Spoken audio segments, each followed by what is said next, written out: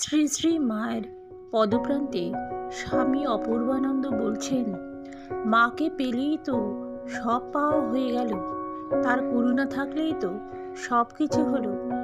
আমি মাকে ভুলে যেতে পারি সংসারের পেছনে দলিত হয়ে, ধুলি কাদায় মলিন দৃষ্টি হয়ে, কিন্তু মা যদি আমায় স্মরণে রাখেন তাহলে তো সুপথে চলতে পারবো। মা যদি স্মরণ করে কোলে তুলে নেন, কোলে কোলে রাখেন, সংসারের মৃত্তিকা গায়ে মাখতে না দেন, তবেই তো আমি হব নির্মল ও সুন্দর।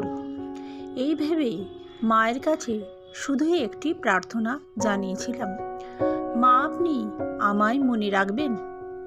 3টি বার এই প্রার্থনা জানাই, 3বারই তিনি অভয় দিয়ে বলেছিলেন, হ্যাঁ বাবা, রাখবো। পরে সেবক বরদা মহারাজের মুখে শুনেছিলাম, আমি চলে আসার পর মা তাকে ডেকে বলেছিলেন, দেখো গো, ছেলেটি আমায় দিয়ে 3 সত্য করিয়ে নিলে।